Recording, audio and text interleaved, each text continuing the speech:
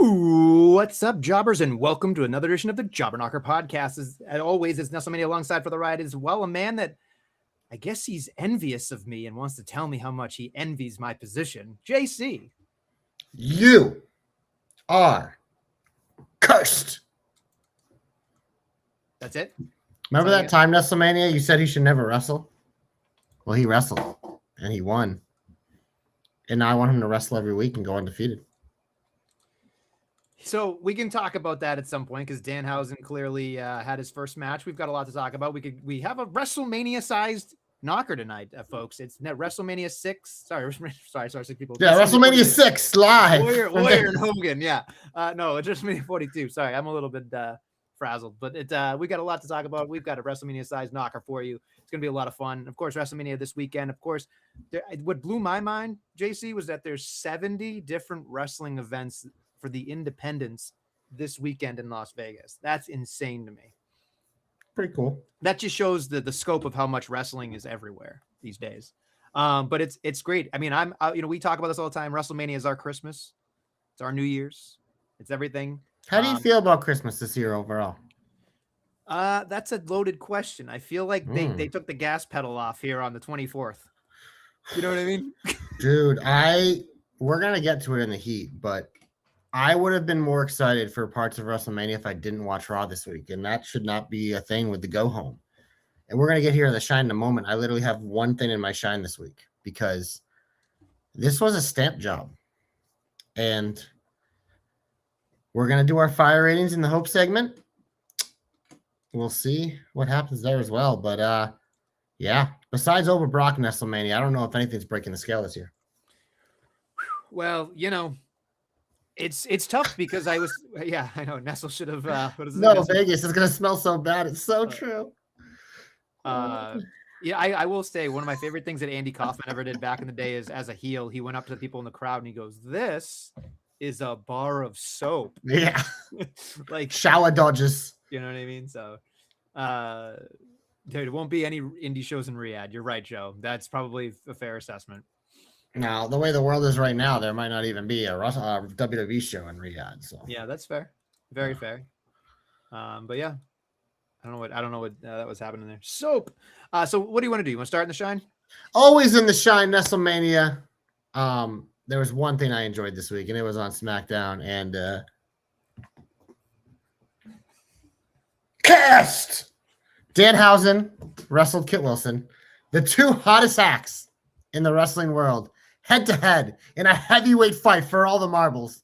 And Danhausen won it. Just like, this shit is so fucking corny, but it is so fucking perfect. It's perfect. Like, it's the ultimate, like, I'm watching it and I'm absolutely loving it, but if someone comes in the room who doesn't watch wrestling and see what you're watching and you're like, I can't explain it. You caught me with my pants down. Like, there's just, I don't care. I'm proud to have my pants down because Danhausen is fucking great. Kit Wilson is great. The Miz is great. This is the most fun thing in WWE right now, and it's not a match on WrestleMania, which is crazy. But this is just like, I look forward to this every week. I look forward to all the stupid backstage segments with him. And just, it's gold. It's like both of these guys are an absolute fire, and you're putting it together, and it's the only thing I have in the shine. I got to tell you this much. I popped so big this morning, not for the reason you would think, but it was because I saw a graphic that said Michael Cole and The Miz hosting the Hall of Fame, and I went, well, yep. Check it off the list, Hausen, because here he comes. Master Batehausen. Oh, man. But, man, like, I kept thinking to myself, they are going to knock this shit out of the park. The fact on, was it Monday, they had a part with Pierce, and he was talking about how to talk to John Cena, and I'm like, okay, great. Like, we talked about this. We said this is it. There has to be a moment where he cannot be seen, and it was just, it's all going to work out perfectly for all of us. And I know we're all going to mark out for it. We're going to be like, shh, stop talking. We want to see this. So it's fascinating to me. I will say this much. And again, this is me playing devil's advocate. This isn't really necessarily a bad thing, but the whole like is really, really funny. Is like he did the curse and Kit Wilson's, pyro came up and hit him in the ass and he crotched, like whatever. It was so funny. But like my thought was, in theory, Danhausen shouldn't lose a match, right? Like that'd be my thought, right? Like you would think, unless he can curse himself in a mirror, maybe, I don't know. But like That'd be the only thing I could think of if someone held up a mirror and he cursed himself and then he'd have to go on a losing streak or something. But other than that, I don't know. Like, he shouldn't lose any matches.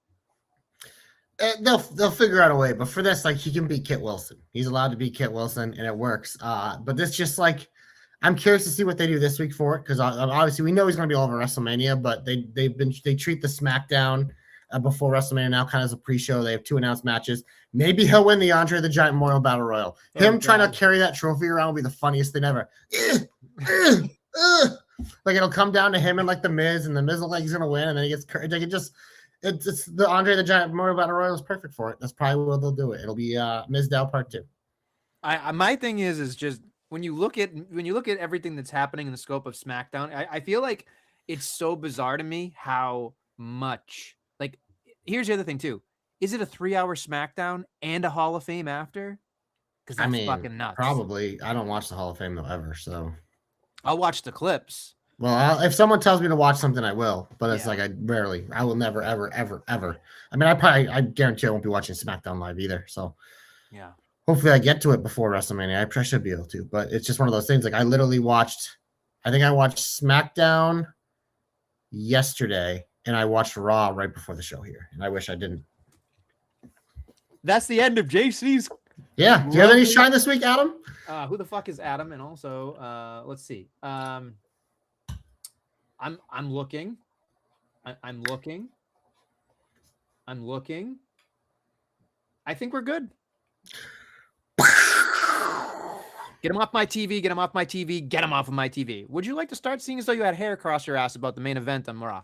Yeah, we'll get to that. I want to finish off with SmackDown. I think most of it isn't even worth talking to, but the McAfee stuff, he's absolutely insufferable. So it's getting him and Randy booed. But like, my core issue with this still is, and Cody even had a tweet about like the history with Randy. I'm like, this didn't need it. Now, if Drew McIntyre was still involved in this, and you did this exact angle with Drew McIntyre in the Randy Orton spot, I would probably like it, because that would have needed this. Cody Rhodes and Randy Orton did not need this. And it's just coming like, Randy Orton's a fucking afterthought now. It's Cody Rhodes versus Pat McAfee.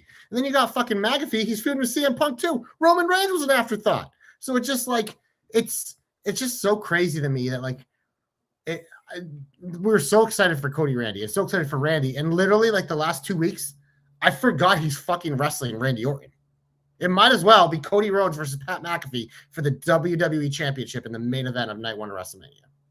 It's crazy to me. And Randy has to win this. There's just like it has to. If not, it makes absolutely zero sense. But to me, it's just like there's a panic move with whatever they did here, trying to do something, and it just like they did it in the wrong spot. But again, if this was Cody Rhodes versus Drew McIntyre, I think this would have worked. But it's not. It's Randy fucking Orton and Cody Rhodes, who have like the most history in wrestling. But here we are. I'm sure the lead-up package will be real interesting. Yeah, I won't watch it. Don't care. Okay, that's fine. That's why most of Raw was unwatchable, because it was just fucking recap packages setting up the feuds because half the talent doesn't show up to TV. Wow. All right. That's fine. Tell me when I'm telling lies. Well, I think you made a very, very, very serious point when you said it feels like it's Pat McAfee show a lot, and it seems like both the baby faces are targeting him. But one thing I will say, I was thinking about this the other day when I was watching, Roman Reigns be Roman Reigns. And I thought to myself, do we live in a world where they try to make some like super group where it's like Nick Khan's WWE and Triple H's WWE or something? And like, it's like we got McAfee with fucking Randy and Roman and all these guys that are like the hand-picked people. Like, are they going to do that? They going to make like TKO a fucking stable? It only works with The Rock. Again, I said it last week. I'll say it again. This only works as if The Rock's fucking texting Pat McAfee. And it's how we set up next year. But it just like,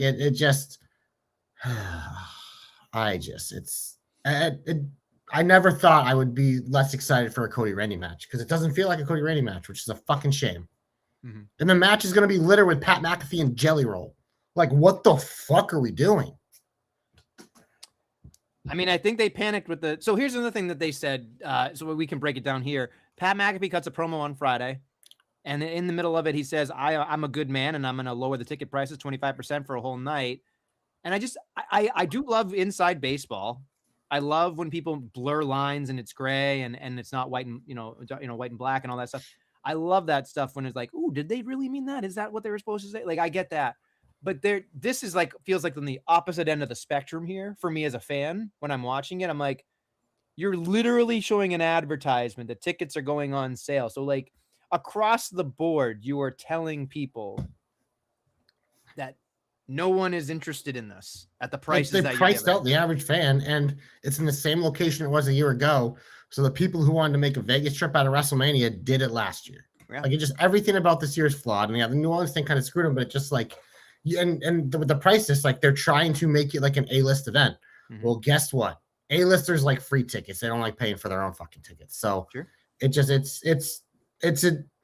dropped the ball completely this year. Everything, they fucked up everything. They got screwed in other cases, but it just, yeah, that's why they're trying to litter this card with as many big names as possible and mix them in. But it's like, I don't know if anyone's buying a ticket to see Pat McAfee. And again, objectively, his promo and all his work on SmackDown, the dude's made to be in the fucking wrestling business. He's fucking perfect for it. It's in the wrong spot. It's in the wrong feud, and it wasn't at the right time. Do you think Randy and Cody will be a what could have been knocker award? Oh, it definitely is up there. And Pat McAfee's injection might be on the fucking worst thing list. It might not be an all AEW category this year. Wow. Yeah. All right. Before we head out, I just want to onto something else. Yeah. I just wanted to say this part. What I think is weird about the ticket price thing is, so you have Roman Reigns, who's supposedly the biggest needle mover they have. He's not. I know. Cody Rhodes, who if you looked statistically, every time he's gone, it's been rising. There's CM Punk, clearly garners a lot of interest. Randy Orton, a just 20+ year guy everybody loves. So like, to me, there's no excuse in terms of the star power. Like, it's not their fault. No, I understand that. WWE fucked it up. No, I know, but what I'm saying is, what they're doing is they're putting it out in the world that they're struggling for tickets in a weird way. And I think indirectly they're hurting those 4 or 5, maybe even 10 people who are circling up top, and a little bit to be like, it just seems odd to me. It just seems like we're throwing a lot of stuff at the wall here. And as a fan, it's like it's all noise. Like, it's all white noise. It doesn't feel like we're headed into like streaming, headline right into WrestleMania. It just feels like there's a lot of crap going on. I don't know. It's tough to watch. Yeah, no, it's this. Everything about this year was botched by them, and honestly, it's kind of karmic because I don't think they've had a good lead in this year for the most part. Like, they relied heavily on the big match to sell itself. Cody Randy kind of got flipped in late. That was something they should have pulled the trigger on sooner, because then you could have done a proper build and you wouldn't need to stick this McAfee shit in at the end. And like all the other, like the women's match has been a complete fucking disaster of a build this year.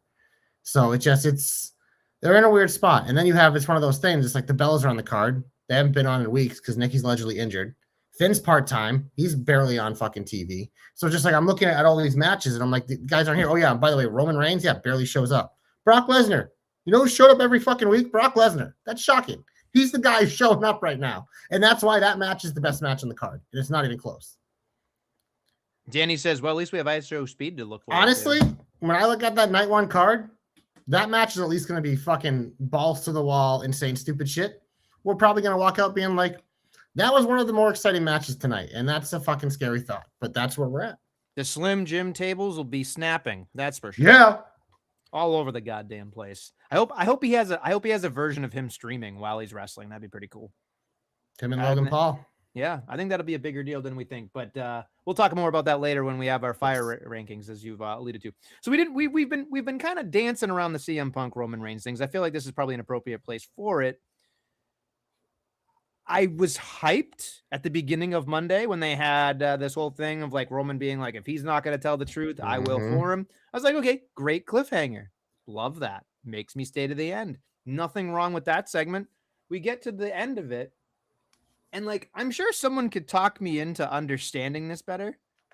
But I think what I'm trying to find out in my head is there something there that we're missing? like, did they just not do a good job selling it? Or is this like the whole envy thing? I get it. It's like, okay, you have the connection to the fans. I don't. I was, built for this and you weren't. You had to work hard for it. Like, I get that. It just feels weird that it's the last thing said. It's like taking the balloon and letting it go and fucking farting all the way around the room. That's what it felt like for me. This is the segment you do after the match. Like, these two literally went out there and glazed each other. After we've had weeks of fucking like making fun of dead dads. That promo CM Punk last week is now a fucking afterthought because he came out this week like a little fucking pussy and said, I'm jealous of you, Roman. And Roman's like, I'm jealous of you, Punk. Oh, let's scissor. Fuck off with this segment. This segment was an absolute piece of shit. They made me so much less excited for this match now. You unsold everything you sold about this match. You dumb motherfuckers. This was terrible. Who thought this would be a good idea for the fucking go-home segment for your main event of WrestleMania where you had finally built up the bad blood? You go in on Do It and make a fucking little jerk-off segment here to end the show. Oh, you're so great, and that's why I hate you. Well, you're so great, and that's why I hate you. We're both jealous little cunts. Fuck off with this. This was a negative infinity out of 10. It was absolutely pathetic, and whoever's idea it was should be fired on the spot. Done. Danny says, I thought they were going to kiss. Right? It's fucking stupid. It was so bad. Where's Dom when I need him? Why? You think Dom's going to drop? I think if anyone could try to sell us on this, I think it would be Dom because he'd find a way to like make it. But it's just like, am I wrong? Did you think there was anything good about this? I was sitting here going, why are we in the Mutual Admiration Society? I don't understand. Like, what? Before the match, do this Monday after and be like, oh, no, what the fuck? Yeah. I'm sitting there thinking to myself, like, they must think it was a good thing though. Like, I'm sitting, like, someone had to write it and think this was the right thing to do though. So my question is what are we like, I'm not trying to make this a real thing. I'm actually saying, like, okay, they took the time to say, this is the segment. They wrote the segment. They both agreed to the segment. They both wanted the segment to happen. So they go out and they do it to the best of their ability. But I'm trying to figure out what it accomplished. And, like, is it over all the fans' heads if we all hate it? That's not good. Right. That's not good. Right. But, like, what I'm saying here is you don't really know. Like, here's the thing. We're in the conflict business. So you're not selling the conflict on the way home. Undid the conflict. Yeah, and it's weird. Yeah. It's weird to me because I feel like, how are we gonna make this match feel like there's an intensity to it now? The best part of this match, what I was the most excited for, was we know the wrestling's probably not gonna be great, but it's them standing in the ring together and just both of them getting cheered and booed, and just like it's that moment. It's like it's those type of moments because this is a main event that you would have liked to see when these guys were in their prime, but here we are. It doesn't always work that way, but it's just like the atmosphere and the hatred for each other is what sold it. You undid the hatred, therefore you undid some of the atmosphere and gravitas of this. So now we're watching an old man fight a part-time Samoan guy who fucking barely shows up. It's like, what? I don't know. I was shell-shocked watching this. I was like, I didn't know. I literally was speechless. Because I'm like, I don't understand how I could like spin this positively, like you said, and them thinking that like if the Roman or Punk come out or like Triple H when we watch fucking what WWE Unreal or whatever the fuck it's called when it comes out and they try to defend it, I'm just gonna be like, this is like the delusion. This is what we make fun of Tony Khan for. It's just like it's the delusion. It's like it should be simple for the people watching. We shouldn't have to work hard to be like sell ourselves on it.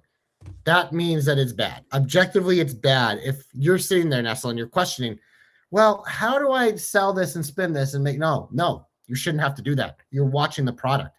It should be done for you. So bad. This was an F minus infinity. It was, you don't even get a 0 because to be a 0, at least it would be like relevant. This is a negative scored segment. Yeah, I don't know where to go from this, honestly, because I just put all the rest of Raw in the fucking heat because they literally mailed in this show. It was mostly packages, 6-man tags, and random ass shit that literally is irrelevant. There was nothing else relevant on this show. They tried again with Gunther Seth. It was a nice attempt because Gunther tried to bring up like, I just hate the way you go around here, blah blah blah. And yeah, I'm doing this for Heyman because I want, like, sure, fine. The people who are excited for this match are still excited for the match. The people like me who understand it'll be a very good wrestling contest, I don't give a fuck about the match. You're not going to change it. So whatever. That's objectively, I will say I won't put that in the heat. But everything else on the fucking show, Usos, fucking Io Sky, all that shit, heat.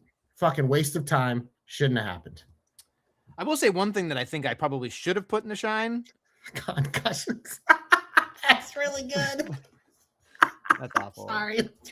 Anyway, so the one thing I was going to say was I really don't think this is a bad thing at all, and I was super impressed by it, which was the Brock Lesnar comes out, signs the contract, and then we have Oba Femi come out, and then Oba cuts a promo with Heyman, and I was like, it was a good promo. It was a good promo, and I was like, he can hold his own. The one thing I'm thinking is like, and again, I don't know what's real, which is great, but like part of me is like, is that his real accent? Because I've seen him without it, and I'm like trying to figure out, like, it would have been far more effective if we have dropped the accent by now. If it's fake, if it's real, but then he wouldn't be the ruler. It's just weird, but he did a great job. Fine. Someday when he needs a character change, he'll drop the accent. I know, but then I'm going to be like, you got to be fucking kidding me. He's doing this. Like, yeah. But he used to be Jamaican. But my thing is I am I was so into it, and I was just like, he's doing such a great job. Yeah. But the one thing, this was a flawless build. It's the only thing on the card that was flawless. The one thing that like drove me insane was they kept cutting to Heyman, and his reaction to me was just so underwhelming to it. And I was just like, I want to see him pee his pants. Like, that's what it felt like it should have happened. You know what I mean? But it was just like, he didn't even be like, oh God, like he just kind of like stood there like a statue. And I know he's probably freezing, saying he's, terrified or whatever. But I just thought it was very, very fucking, like, again, odd.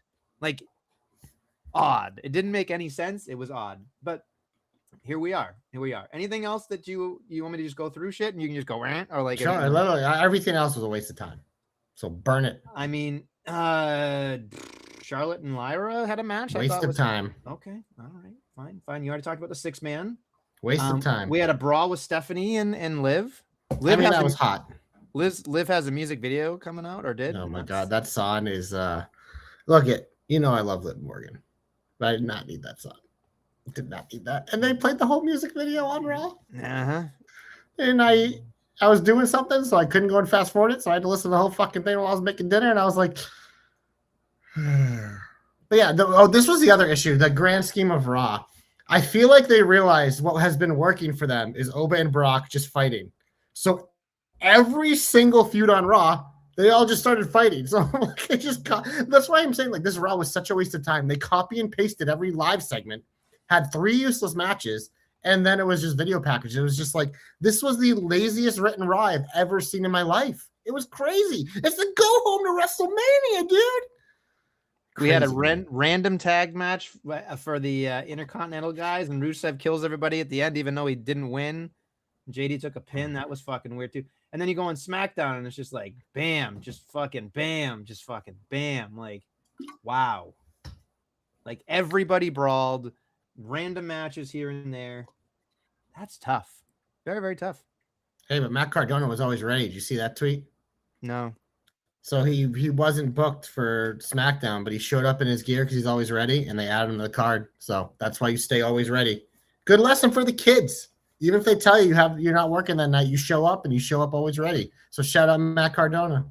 I respect that. Yeah, Kathy took a digger on the segment there. I know. Yeah, I gotta visit the hospital later to make sure she's okay. Make sure you. But yeah, the three of them colliding. Just don't listen to Liv Morgan's music video. Anyway, I think that's pretty much. Yeah, no, you gotta mute that shit. So at least we can get hopeful if you want to. Glorious, you're my only hope. It's WrestleMania. You want to go through? You want to go through 13 matches in WrestleMania, correct? Right? As of right now, I think there's 13. Yes. So we'll be doing our predictions in the finish later in the show. But now we figured we'll do some fire ratings, excitement levels. For those of you who don't understand what the fire rating is, we assign a certain amount of flames. Want to go 0 to 5 or 0 to 10? I'll go 0 to 5. Makes it easier. 0 to 5, and you assign the number on your excitement level for the match. And look, it could be for any type of reason. So for example, Oba, well, that's on night 2. For example, night 1, we have Division, Logan Paul and Austin Theory, and I Show Speed with Paul Heyman taking on the Usos, Jimmy and Jay, and LA Knight. Now on paper, I look at this match and I want to give it a 0 because it's a 6-man tag. But this is going to be a fucking car wreck. These guys are all going to kill themselves except for LA Knight because he's fucking safe. But all the rest of them are probably going to do dumb shit. You were going to call him a pussy. I almost did call him a pussy, absolutely. Yeah. But I am going to give it 2.5 flames because I think it might be one of the more exciting things that happens on this dog shit night 1. So official JC fire rating for this 6-man tag, 2.5 flames. I think there's going to be a lot of kabooms, which is always fun. Yeah. Some people are there to dance, and some people are there to wrestle, and some people are there to curse. Kicking off the show too. I mean, I would think if I had to guess, no, I think kicking off the show McIntyre and Fatu. Oh, I don't know. They said this was on the ESPN version or whatever. Those two matches. Yeah, it is going to get. I don't know which one is first. Danny's right though. It is going to get viral clips. I think for me, I would look at it this way. I think we'll be pleasantly surprised with this. I don't think it'll be the best match of the night. I don't think it'll be the best match of the weekend. But I think we'll, you know what here's what I really think. I think by the end of this match, we're all going to recognize that Austin Theory, Logan Paul, and I Show Speed are better wrestlers than the Usos and LA Knight. Oh my God. Better entertainers than all three of them. That is a fucking take. And I'm going to, by the end of it, you are going to be like, those guys did their fucking job. And the Usos in WrestleMania must be allergic to the big time. Like that's an LA Knight allergic to the big time. So the other three, that's not fair to group them in with LA Knight. That's not fair. I'm just saying. By the end, you just said that I Show Speed and Logan Paul are going to be better wrestlers than the Usos. And LA Knight. Yes.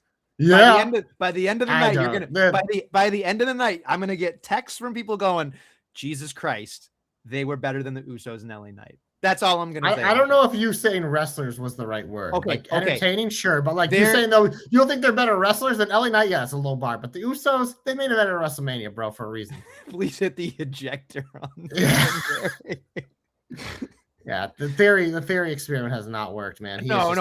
He's in his own fucking way. You can watch when I see him hype, like it's like Logan Paul talks and then he goes, yeah. I'm like, I'm already not sold on it. But I Show Speed, I think you're gonna look at it and be like, I just have a feeling that by the end of it, you're gonna be like, they put in the work. I don't believe the Usos and LA Knight are gonna show up and put in the work. I think by the end of it, you're going to go, the unsung heroes of that match and potentially that first night are going to be those three guys. Maybe I'll say Speed and Logan Paul specifically, but maybe Austin Theory will do something fucking nuts. I mean, Theory's good in the ring. There's no doubting that. It's just he just hasn't. He was such a young hot prospect, and like you saw it, but he just hasn't. It hasn't ascended at all. He's where he was pretty much in NXT, talent wise, in my opinion, and entertainment. I'm going to give this one a 2. Okay, fair. Because there's two people in this match that are going to fucking be fire. Oh, Lord. Well, next up, Nestlemania is that unsanctioned match you mentioned. It is Jacob Fatu versus Drew McIntyre. I don't much care for this feud, but I'm excited for this match. I think they're going to fucking kill each other. For me, this is an easy... I will give it 4 flames because I think this is going to be this might be the show stealer on night 1. Because these two are literally going to kill each other. I think Fatu is going to seize the moment, and we know McIntyre shows up. So this will be a banner. Give me 4 flames. I hope they get enough time. And I think they will, being on ESPN too. I think they know that they got to try a little bit harder in that first hour. And I think they're going to go a little bit harder in that. There's a reason why these 2 matches are the TV matches. Right. And night 2, the 2 TV matches are the also most exciting matches on the card. Right. Exactly. Yeah. So yeah, I'm really interested in this because I want to see. I mean, we'll talk about predictions later, but I think if I feel this correctly, I feel like this match needs to feel like fast, furious, in your face from the get-go.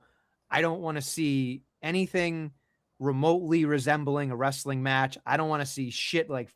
I just want to see a fight. I just want to see a fight. And the minute I see a fucking Irish whip and a fucking rest hold and the fucking suplex, I'm gonna be like, Jesus fucking Christ, don't do that. All I want is for Drew McIntyre to fucking be Drew McIntyre and do his thing. I think Drew McIntyre is going to be pissed off that he doesn't have the fucking spot he was probably supposed to have. And I think he's gonna show out personally. So I'm gonna give this one 4 flames, but I feel like I could even be talked into 5. Yeah, I'm saving the 5 for the one match. So, but I think 4 is a pretty respectable number, and we'll put it on the upper tier of night 1. As we go to our next match, Nestlemania, it is a singles match for the Women's World Championship. It is the champion Stephanie Vaquer taking on Liv Morgan. The lead up hasn't been bad. I think it's actually been pretty good besides the music video.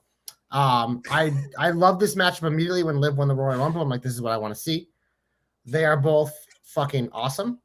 And I think that this will be a more violent match than most people expect, as we saw with the fucking haymaker Vaquer gave her last week. So I am excited for this match. It is one of the matches on the card that I'm excited for. I am going to give it 3.5. Because I don't think it is going to match. It's going to be hard to match the intensity of McIntyre Fatu, but I think this is the women's match I am by far most excited for at WrestleMania. I will give it 3.5 flames. I'm really thinking to myself, am I interested in this matchup? I think the lead up with the beating each other up has been real fun. But as I'm sitting here thinking to myself, we really haven't seen Stephanie Vaquer wrestle in a while. And I mean, she was hurt for a long time. Right. And they kind of just like let her do her thing. You forget how good she is right now because like she's a fucking star. And just imagine Liv's head between her legs. Right, exactly. And I'm sure the crowd will go nuts for all that stuff. But I really, really, really feel like we're really going to be into this match. And I just have this gut feeling that by the end of it, we're going to be like, this is a great match, but the finish is going to suck. Like, I don't know why, but like, that's what it screams like to me. Like, it's going to be fucking really hard, really violent. And then we're going to be like, that's the finish. And It'll I really probably hope be some wrong. chicanery. And I'm like, and I'm just thinking to myself, like, that's what we're going to do. Like, I'm going to. Well, Liv is a heel. She has a faction. I still think my hope that I had where Raquel almost fucks it up, but Roxy saves it and it sets up a turn on Monday would work. But yeah. Danny did say this match should be a street fight with the build it's had. I was going to say that, Danny. I agree. But we just broke down a street fight. You can't do 2 on the same card. Right. So. And I think on the second night, I don't know if that's even possible at this point, but I agree with Daniel 100%. I think this needs to be a little bit more violent. Rematch. I bet you there'll be a rematch on a Raw that will be a violent type, whether it's a street fight or, God forbid, a steel cage, something like that. At least we didn't get a steel cage. Has there ever? I don't think there's ever been a steel cage match for women on WrestleMania. That'd be pretty interesting. They won't do it now. I think you're right. Yeah, I don't think they've had enough gimmick matches. So how many flames, Adam? I'm gonna go with a 2.5. Interesting. Because I just feel like here's the thing. I'm gonna lower the bar because I want this match to exceed my expectations. I want to enjoy this match. I think it will too. But I don't. Here's the thing. I don't want to do it to myself where I'm really hyped for it. Well, that's true. Yeah. We know how you roll with that. But right. Liv has always been someone that rises if she's facing someone better than her. And Stephanie, I think, is just really good. And she's going to remind everyone that on the grandest stage of them all. Next up, we go. This is where we get into the shit. Singles match for the WWE Women's Intercontinental Championship. The champion, AJ Lee, who I haven't seen in like a month, defending after she said she was going to defend the title every week. She hasn't been on, 3 weeks? She defends against big-time backs Becky Lynch. This is a rematch, and I was going to say it. I love AJ Lee. I look forward to seeing her on WrestleMania. I think they should have gone a different direction with this, whether it was a multi-woman match or something, because this rematch has no juice for me. Sure, I guess they could just give it back to Becky if AJ is just going to go away, but it's just like them. I don't know.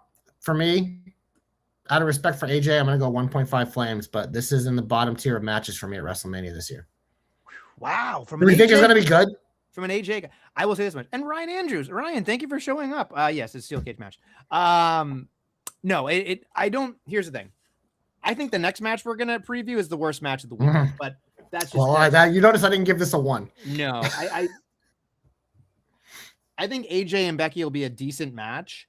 But I think you took the luster out of it, giving it to her early in Chicago. I feel like you missed up on the moment. And I feel like even if Becky wins or AJ wins, I feel like it doesn't really matter to me as a fan. And much like WrestleMania in Las Vegas, you already gave it to me. So give me something different. And you're not adding a stipulation. You're not making it a ladder match. You're not making it a street fight. You're not making it some type of anything. You're just making it another rematch.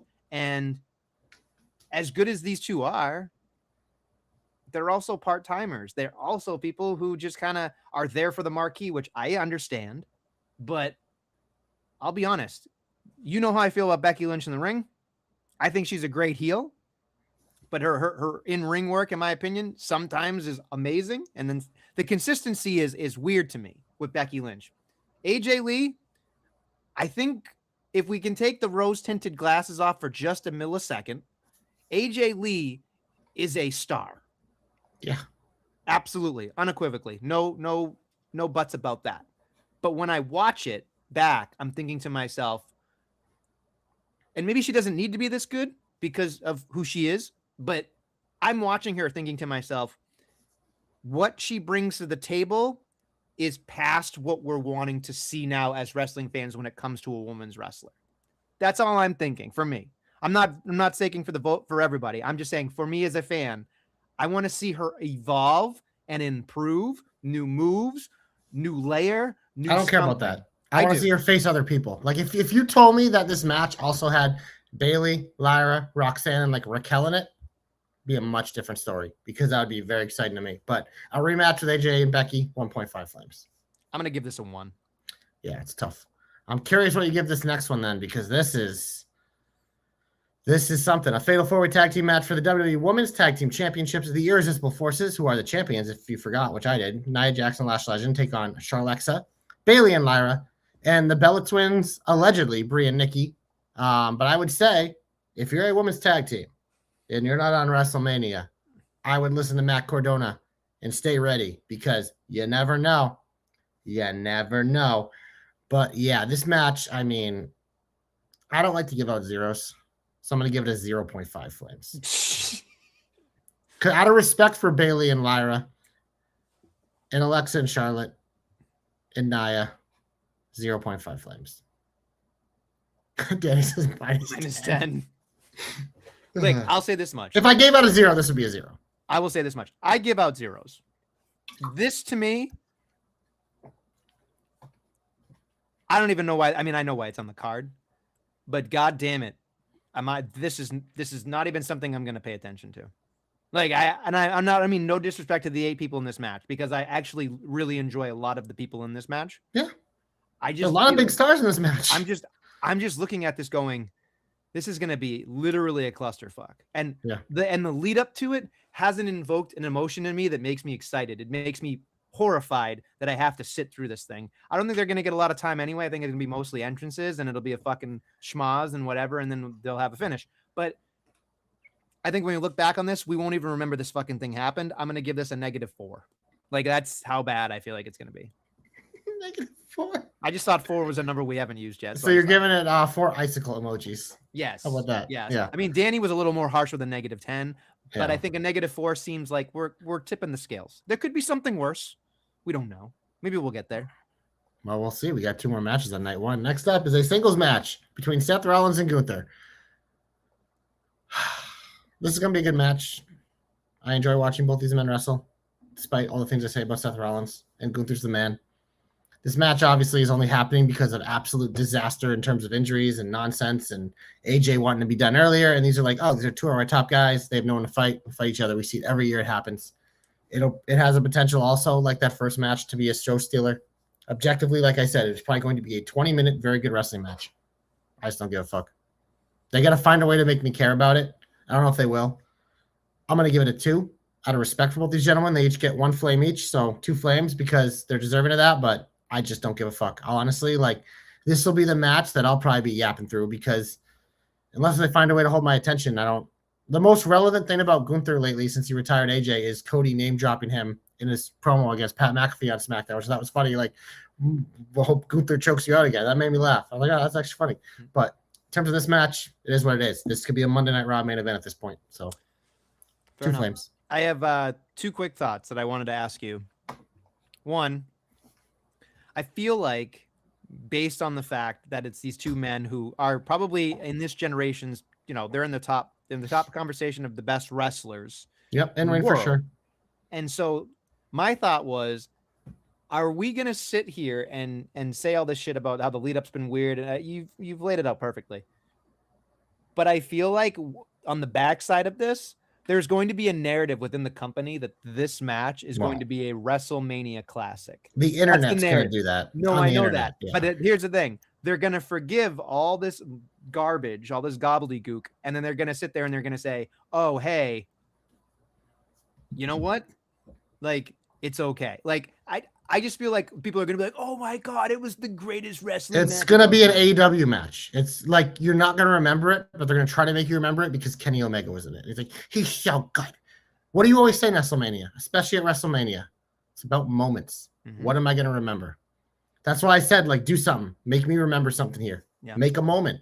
I don't know how they do it. I don't expect them to do it. I think they're just going to be like, these two guys are two of the best wrestlers in the world. We're going to let them go out and wrestle. And the marks on the internet are going to fucking have cumgasms all about it because they're going to talk about great it was. Whereas I'm just going to be like, great. I could watch that on any episode of wrestling this week. There's great matches all the time. This is WrestleMania. We need moments, baby. Yeah. How many flames for you? I'll be generous. I'll give it a 1.5. Wow, even less than me. I thought I was low with the 2, but we're on the same page in WrestleMania with that one. As we go to the main event of night 1, singles match for the undisputed WWE Championship. If Orton loses, McAfee will leave professional wrestling business for good. Cody Rhodes defends his title against Randy Orton with Pat McAfee. I expect some jelly jams to be around. Nestle, if this was Cody Rhodes versus Randy Orton, it would get 5 flames unequivocally. Mm-hmm. But with fucking Pat McAfee and Jelly Jam and this nonsense storyline and Randy Orton feeling like a fucking afterthought in his main event against his fucking protege who he has 20 years of history with, can't give it 5. I don't even know if I can give it 4 because the last 2 weeks have been so fucking obnoxious. I think Cody Rhodes and Randy Orton, hopefully they can save it by just once he gets in the ring, that's just some cutaways of Pat, whatever. But I have a feeling he's really going to factor into this match. I'm going to go 3 just because these are my 2 favorite wrestlers of all time.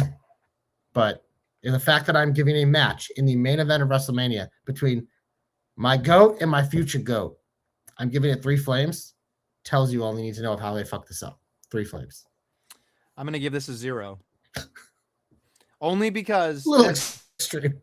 No, here's the thing. I will, because imagine if Travis Scott shows up randomly. I mean, you're not wrong. You're not wrong. He might give him a receipt. I think here's the thing. In theory, yes, you were right about everything you just said. But every time you had a 3 in your head, I thought, Pat McAfee. Well, that's taking it 1 down. There's 2. Then there's Jelly. That's another one. That's 1. And now I'm down to the idea of like, okay, am I going to be satisfied? No, I'm not going to be satisfied because here's what's going to happen. Randy's going to hold up that title and we're going to be unsatisfied. Think about how crazy that is. That they have made this less about 15 and they've made it more about Pat McAfee. And you want to talk about legacy. You want to this will be something that literally we will go back and point to and be like, that was supposed to be a really cool fucking moment. And it's not because boom. And there it is. And I have zero faith in the idea. The sample size they've given me in the last 3 months hasn't given me any, as a fan, any confidence that I'm going to walk away from night 1 and go, that was a main event of WrestleMania. And it's not for the 2 people in the space. It has nothing to do with those 2 because we know that by themselves was enough for us. And they even turned them. Like that they even gave us the elements of what we wanted. But yet somehow the interjection of everything else has just made this feel like there's too many cooks. And so when you try to add more to something you don't, like this is stupid and I'm going to say this and I know I'm going to sound like an idiot, but this is important. This is a quote from Jack Black. It was about being a parent. He goes, "Why, if you see your kid being happy, why would you try to make a happy kid happier? That doesn't make any fucking sense. Just let them go fucking play in the fucking mud and join them." Like, they had everything we wanted. You leave it alone. You just let Randy Orton fucking terrorize him. You let Cody come back and be a fucking fiery baby face. And maybe he crosses a line. But this is stupid. The no touchy rule, like, give me a fucking break. You've basically castrated both of these men in 3 weeks. Let me ask you this, and then we'll move on to night 2. On the bar of Cody and Cena last year and how they fucked that thing up, is this going to be better or worse than that? Because that's a very, very low bar. I would think it's better because has to be, right? Because both of these guys are so good psychologically in the ring, they can at least get you over that hump where Cena was clearly washed. I think the other thing too is that Cena was in a unfamiliar territory of the ability of, like, he wanted to ruin wrestling, so he, like, it's almost like he had to tank the kind of what Pat McAfee's doing, right? And it's just interesting to me because I feel like at least McAfee is not the person wrestling in this matchup. So I feel like that gives me some faith that we know that Randy Orton and Cody Rhodes will put on a good wrestling match. But I think just the accoutrement of everything else just doesn't fit the narrative of, like, this being, like, there's a reason it's on night 1. It's a reason why it's the main event. I get it, but, like, I think by the end of this, we're going to be like, this is a disappointment. I really do.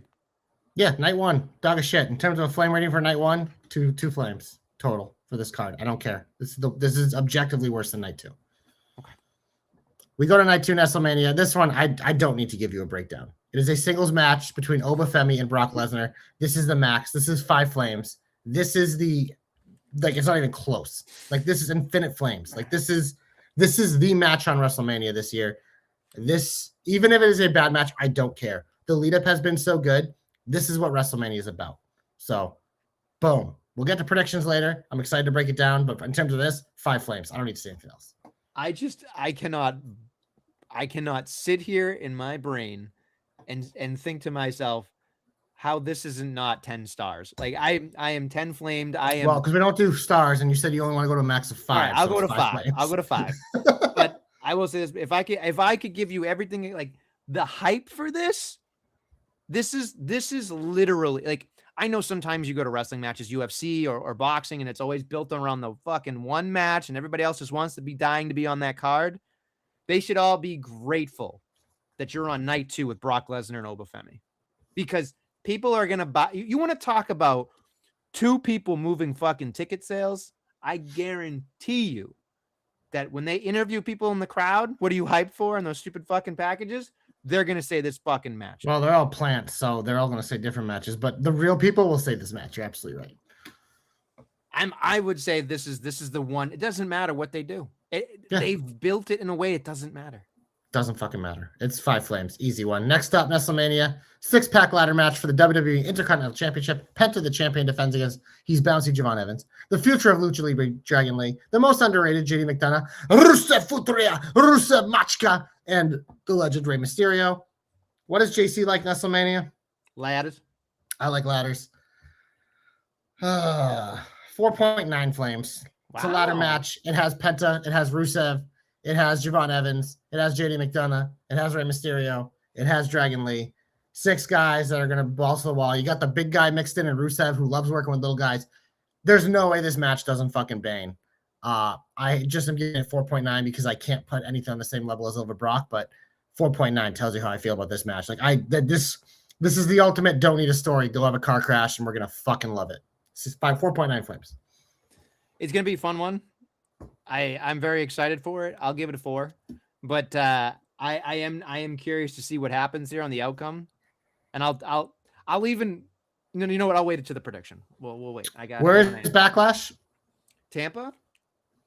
Is it? Okay. I believe so. Someone fact check me. I'll look. Don't they have one in Puerto Rico coming up? That's true. Yeah, I'm not sure. I don't know. Yeah, because I would Florida. Like to know that. Tampa, Florida. Okay. Yeah, never mind then. But we will move on. We went through the 2 awesome matches. This match on paper looks great, but I know you don't like the build. Singles match for the WWE Women's Championship. Jade Cargill, the champion, defends against Rhea Ripley. This lead up, if we were given a flame rating for the lead up, I'd give it 5 snowflakes, 5 icicles, 5 fucking pounds of snow. But in terms of this match, when I look at Jade Cargill and I look at Rhea Ripley, the 2 most fucking dominant species in WWE in terms of the women's division.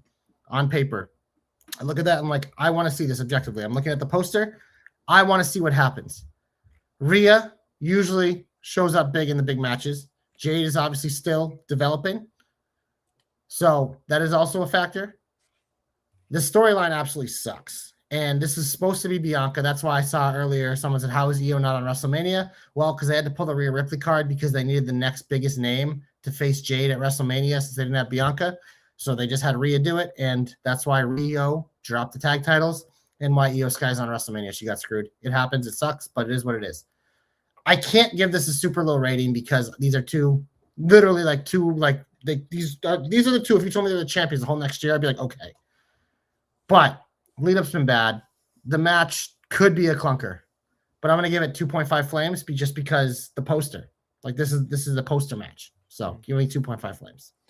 I'm going to give it a 1. For me, I've been hypercritical of this. I feel like Rhea Ripley has lost her luster in the last year and a half. I'll give it year. Year's probably to be more accurate. I think she's clearly a star. She's clearly one of the top stars in the business. She's doing such, I'm sure she's a great human being. She puts in the work, all the good stuff you want in a person. Not her fault, technically.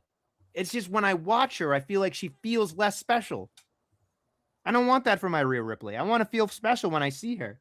I just feel like she's less special. Jade is special, but unfortunately, when the bell rings, you get like when somebody takes you out of it, Jade Cargill takes you out of it. Like she's a star. But then you're like, it's just not there for her yet. And I know it may never be fully. This could be the moment though. It has a potential to be. Like this is the type of match where you could see, and like the crowd, most of the crowd is way more forgiving than we would be here. Sure. Dorks on a podcast breaking it down. Right. Most of the crowd doesn't care because they fucking look at Jade Cargill and like she's cool. I'm cheering for her. Right. So even if she fucking sucks, they don't care. So she definitely has that going for her. But yeah, there's a high chance of a clunker in this match, but I also think we could walk away and be like, you know what? Because it's happened a few times with Jade matches. Like, I enjoyed that. That exceeded my expectations. Like, it's what you said about Liv Steph, put it a little lower because you want to get hyped up. That's why I'm giving this 2.5 instead of more, because I want to come out feeling like, okay, I was impressed, because I think it has the potential to do that. I will say this much. I'll be very upset, and you'll see me throwing something if I see the two baddies coming down, and then Io has to come down to save the day, and it'll just be a fucking... We're going to get that because everyone's going to be on WrestleMania, bro. That's how you get them on. Ugh, I'm just not a fan of that shit. As long as that, like, the finish gets to be a finish, I will forgive that. It'll just be part of the nonsense, but who knows? We'll see. Next up, we have a singles match for the WWE United States Championship. The champion, Sami Zayn, defends against one of the most over guys in the company in wrestling right now, Trick Williams. Like, look at, I've said all we need to say about Sami Zayn. We both have. Don't give a fuck, but like, this is Trick. This is all about Trick. Those lemon pepper steppers are stepping into WrestleMania. When I turn on WrestleMania this weekend and I list like 3 people I want to see, Trick Williams is on that list right now. He is must-see TV. So he could fucking be wrestling a broom, and I'm giving it a minimum 3. Sami Zayn's a very good in-ring wrestler. So we've seen Trick, those Dragunov matches, those Mellow matches. Like anytime he's in there with someone really good, he raises his level and they bring him where he needs to be. So I have no doubt this is a potential to be a show stealer. And when you mix in Trick's gravitas and like just aura right now, I'm going to give this a 4. Even though the Sami Zayn stuff sucks. It's all about Trick. Trick was a minimum 3, and then the fact that I think this will bang and Trick will have his moment right away, give me 4 flames. As much as I'm not a Sami guy anymore, mainly because he blocked the knocker, but really, that's funny. A long time ago, because I think he's like, the word jobber was bad, and I went, get the fuck out of here. You're not listening to our podcast. So whatever. Anyway, he gets his hair across his ass. It's fine. But I think here's the thing. 38, Sami Zayn, in my opinion, jackass match, one of the best fucking matches in WrestleMania history. I will literally stand on that for my life. Because if you showed that match to a non-wrestling fan, it was entertaining. It was exactly what you needed. And it was fucking awesome. 39. He had a fucking amazing fucking night, right? In LA. Fucking co-main event. 40, he beats Gunther. 41, I don't even know what he did last year. But like, was it Karrion Kross? Or no, was it something else? It was something with Karrion Kross. But I mean, like, normally he shows up, is what I'm saying. I think he'll show up. I think Trick Williams will do a great job here. I'll be curious to see the finish of this matchup because it'll tell you a lot. Here's my prediction. I mean, we're not going to really like talk about it too much. This is the one thing I wanted to ask you, JC. We haven't seen this since WrestleMania 13 with Bret Hart and Steve Austin. Do you think they can pull it off, the double turn in one match? Because I feel like that's where they're headed. I don't think you have to turn Trick because what makes Trick so cheerable is him being Trick. You know what I mean? So I think he's already. I think if the double turn has already happened, like it's just Sammy like actually becoming a heel because Trick's already getting cheered, Sammy's already getting booed. So it's just to me, and what I've said, the most intriguing part of the Sammy being a part of this is if they actually turn him as a full heel. Trick, like, there's nothing to do with Trick. You let him do his thing and he's fucking over, even though he's an asshole. It's the Kevin Owens effect. He's fucking cool. We like him. We're cheering him because he's fucking cool. I just think to me, I know what you're saying. There'll be a definitive. Yeah, I know what you're saying. Yeah, I feel like that's gonna happen. I feel like Sami Zayn will snap. I feel like that regardless of what happens at the finish, Sami Zayn's gonna do something. I think Sami. I think they save that because, like Triple H says, this isn't the end. It doesn't stop. Yeah, that's something you can pull out on Friday and make it a moment.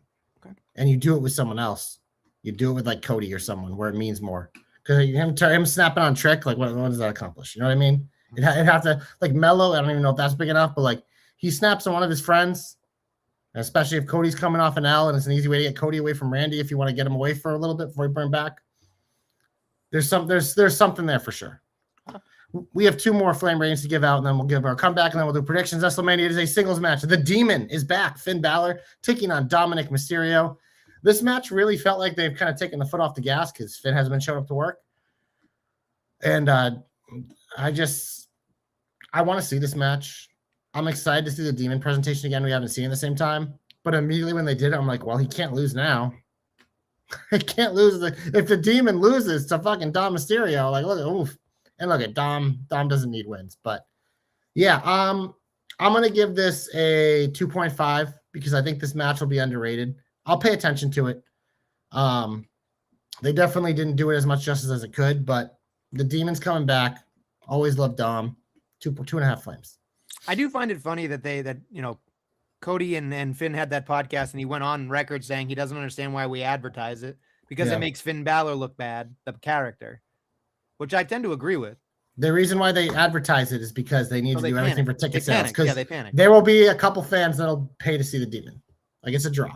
Right. No, I've done it a long time, so I know I tend to agree with it. I'm a lot of panic buttons this year, Adam. No, it's like welcome to Panic Mania. Like that's exactly what it is. So I'm gonna give this 2 because it's respectable. I'm curious to see what happens.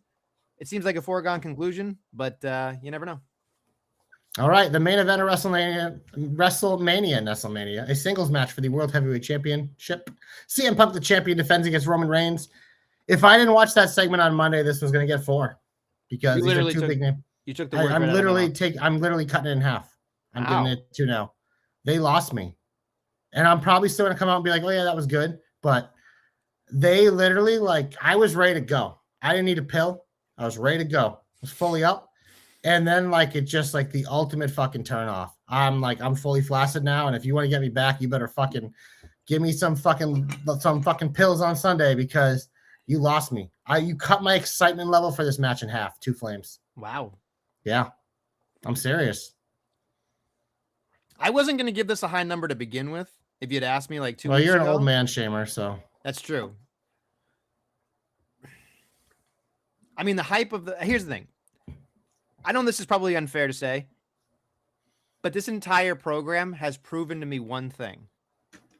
If the right person is in the way of Roman Reigns looks like a common man.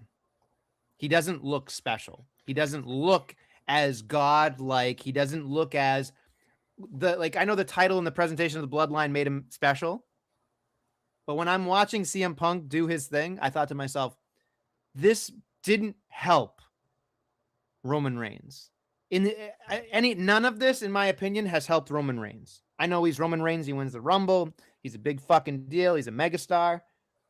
But when I watched this entire thing back, I thought to myself, he's definitely not the guy that everybody thinks he is anymore. He's not. And the character feels, again, common and less than and not as special. And so for me, that makes me feel like CM Punk should win this matchup. But then he went on an interview and said something along the lines of, well, when I win a title, I make it better. I make it something special and blah, blah, blah, blah, blah, which is like, great. Another, like, I'm not looking forward. I think that's the problem. I'll give this a 1.5. I'm not looking forward to Roman Reigns holding a championship ever again. Like, and I'm not saying that I don't enjoy him as a wrestler or him as a promo. He's very entertaining. He's a megastar. But I don't like what happened with the bloodline. It was a one thing. Like, it was a really important part of wrestling history. I don't want to see that shit again. And I just feel like he's just not going to show up to work anymore.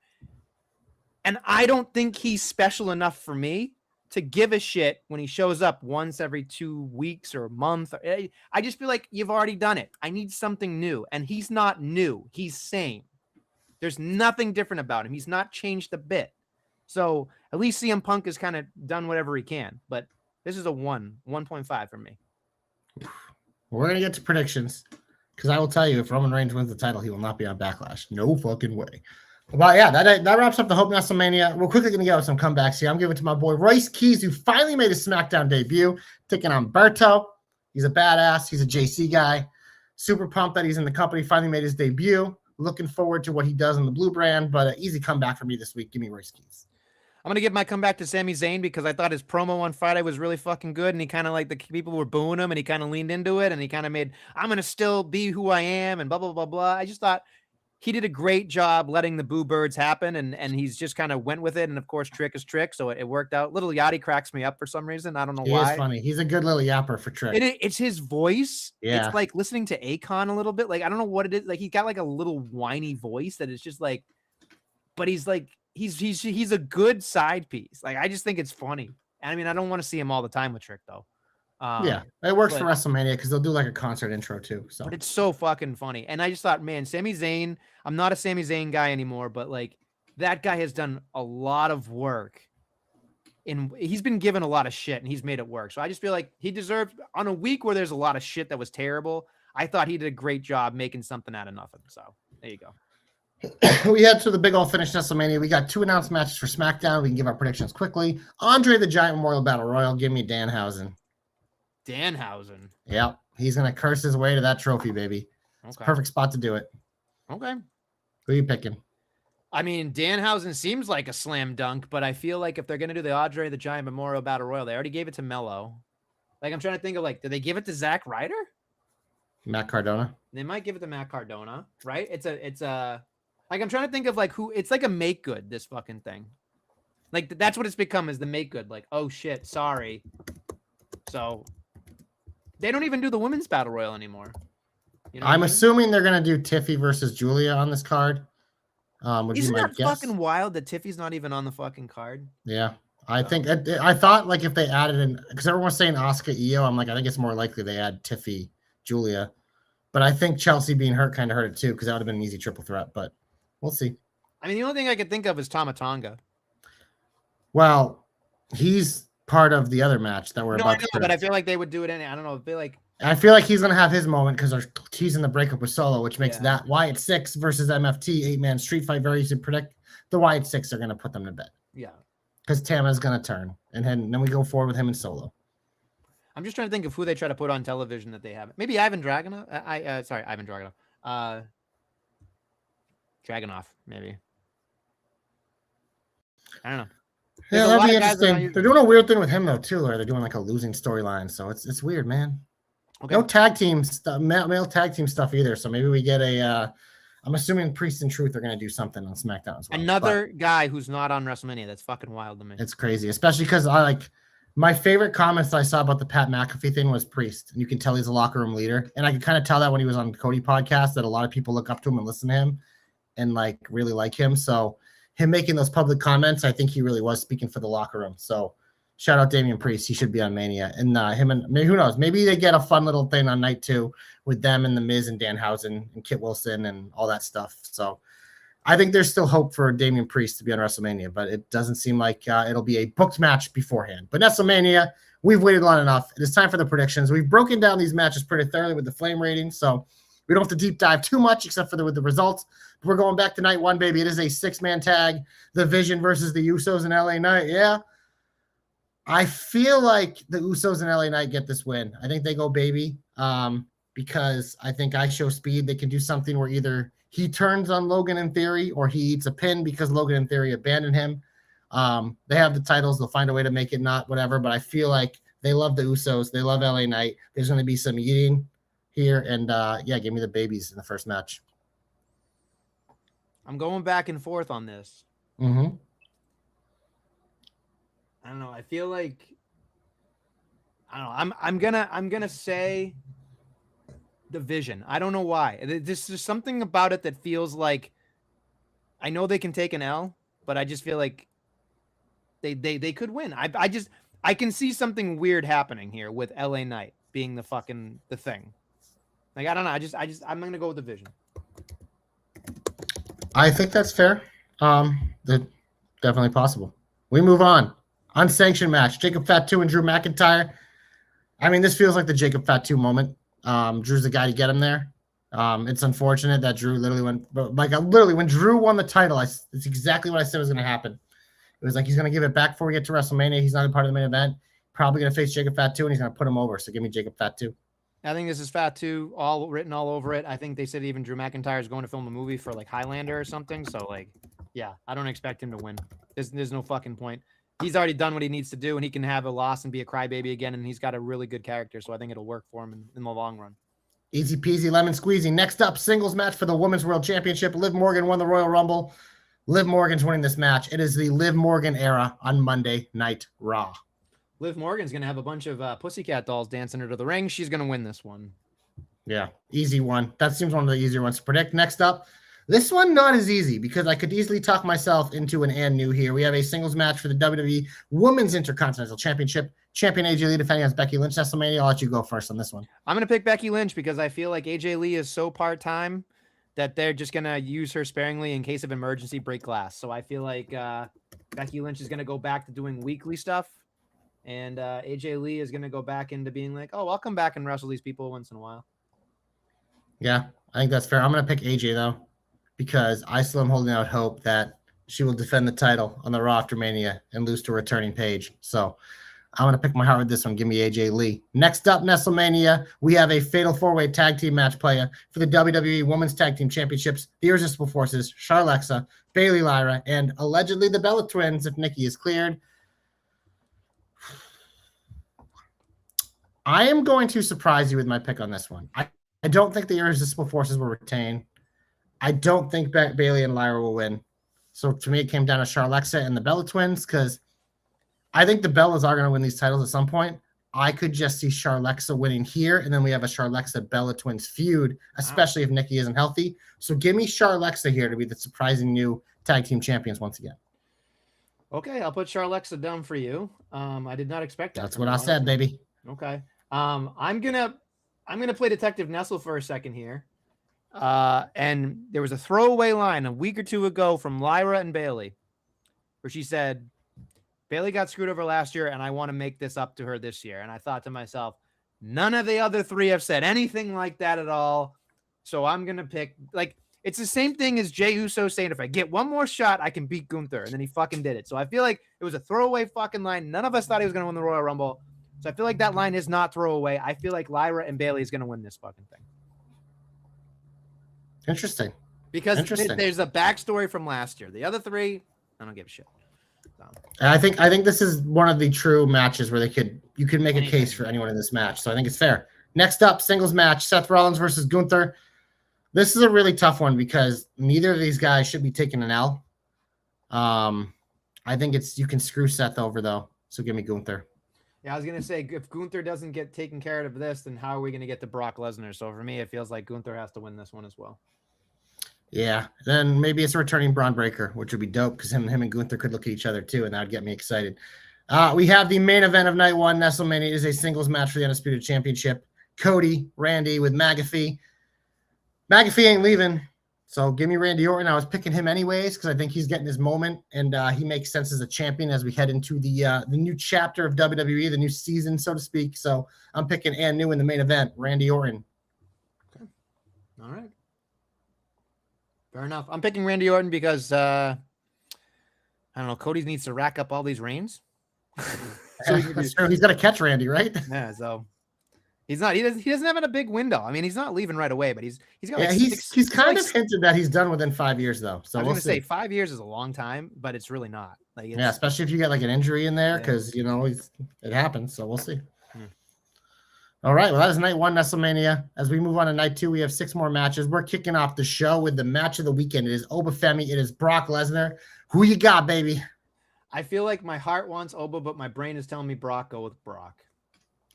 I think if Obafemi is going to take an L in WrestleMania, the only guy that it's Brock Lesnar.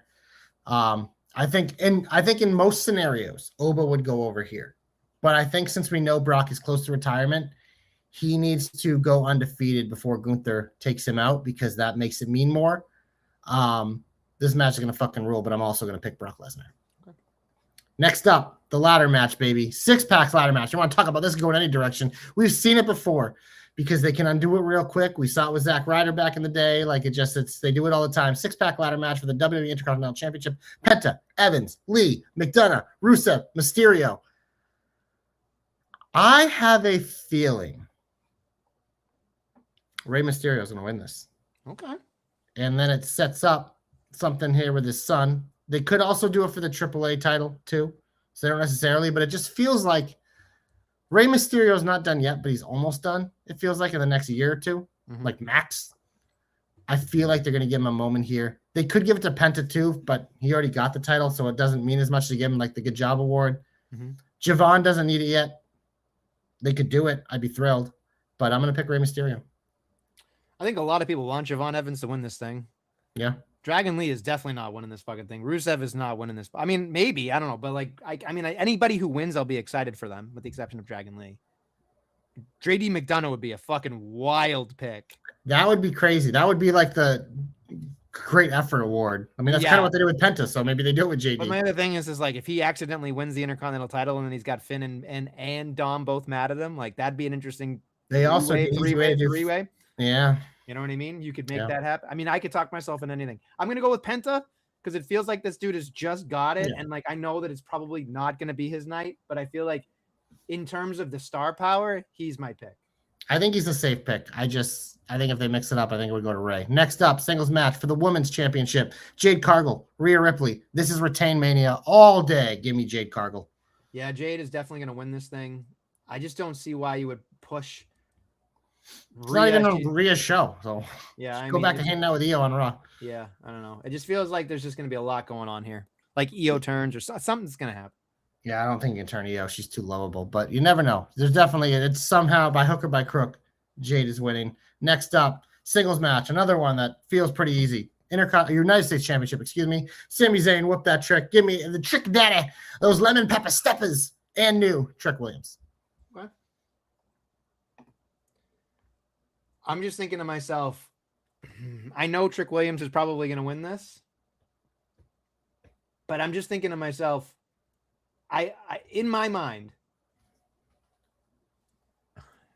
they just gave it to Sami Zayn like 2 weeks ago. Yeah, transitional champion. No, I know. That's how he's racked up so many reigns, bro. I know. I'm going to pick Sami. I don't know why. I don't feel good about it, but I feel like there's a chance. So I'm going to go with Sami. Interesting. I think that's going to be an unpopular pick. So if it happens, that'd be good for you. Next up, singles match. The Demon Finn Balor taking on Dom Mysterio. This was Dom all day Nestlemania. Then they had the Demon gimmick. So I'm picking the Demon Finn Balor. Yeah, I was going to say, if you kill the Demon on this one, I think you're kind of just screwing everything up. So yeah, why'd you do it, you know? Yeah. So easy one there. We go to the main event. It is a singles match for the World Heavyweight Championship. You said you weren't sure if we're getting an new. What do you got here?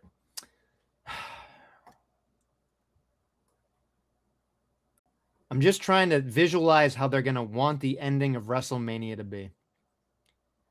And I feel like because I know how the end of WrestleMania normally ends, I'm going to be disappointed. I'm picking Roman Reigns. I'm picking Roman Reigns too. I feel like, especially the way they do Rumble winners for the most part now, they're winning. Especially when Roman and Liv, it makes sense. Roman hasn't had it for a while. Punk had this nice reign. They're not going to care about the part-time stuff because I got Seth back and all this stuff. That'll be the lead on Raw. So Roman can just go do whatever he wants. So I think it's Roman Reigns and new in the main event of WrestleMania. We don't sound very excited. I'll be honest. I'm excited for night 2 for the most part. All those matches. There's parts of night 1. It's still WrestleMania. I'm excited for it. It just it felt like a little underwhelming this year, but we'll see. So, that means our expectations are lower, so it might pay. Okay. Cody Rhodes said this would be a sleeper WrestleMania, which obviously he's a used car salesman like the rest of them. But well, that's what he's supposed to say. Yeah. Yeah. I don't know. I just feel like they all know. Yeah. They all know they got a bag of shit here. Yep. I don't think it'll be. It's funny. A lot of people say WrestleMania 9. A lot of people say WrestleMania 11. Some people say WrestleMania 27, the one with the Miz and John Cena, was pretty bad. We haven't had a lot of, in my opinion, bad WrestleMania, so maybe we're due for a stinker. I don't know. I hope not. They just have so many matches now that there'll be enough good stuff that it's hard to bear because it's not like a 7-match card anymore. It's right, 4. Exactly. There's 13 matches as of now, and right. I will say we'll probably 7 to 10 of them for sure. Okay. So, yeah, I mean, look at I don't really want to break down the AEW pay-per-view. Read Joe Stopper. I'm sure he'll write about it. We can hit takeaways, but there's a big one on Wednesday night. It's MJF defending the title against Darby Allin, who's the number 1 contender. We both said multiple times we feel like if Darby ever wins it, it'll be over MJF. Nestlemania is tomorrow night. No. Yeah, it can't be. Right? On a random Wednesday on WrestleMania week? No, I don't. And MJF's the only reason to watch that show right now, so keep the belt on him as long as possible. Yeah, I mean, it's just not. It's not feasible. It's just not feasible. Yeah.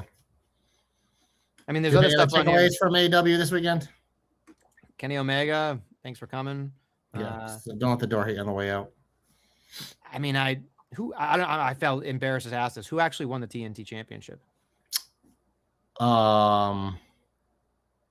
Kevin Knight, your boy. Really? Yeah. Surprising win. I don't mind that. That's a guy that they've been using as I guess if you do it. I mean, they have so many mid-card titles that whatever. I don't know. They don't have enough to move the needle for me. So no. The tickler retained though. That's all that matters. All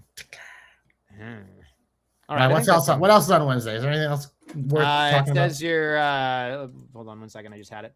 I was so disappointed. I just turned it off. We have Willow taking on Camille coming back. That's a hot take. I did see that Camille is back. Yeah, after the TBS championship. I feel like that hasn't been a thing. You talked about Kevin Knight and Claudio Castagnoli. That's a thing. Waste of time. It's spring break through, whatever that means. They try to make these other shows meaningful, and they're not, but whatever, it's fine. That's it. I mean. So MJF Darby, I'll watch that in some capacity. Or I won't. I'll just watch clips maybe, because last week I realized I went on my DVR, and I'm like, I didn't even scroll through Dynamite this week. So that was my care. I was also very busy. So yeah, well, or you could just wait for Adam Nessel to return to wrestling tomorrow. That's fine. Yeah, that's true. Going head-to-head with MJF and Darby Allin. I know, right? Probably. Yeah. Woo. See what happens. Anyway, thank you for listening and watching the Jobber Knocker podcast. We'll be back next week with some more Jobber Knockery.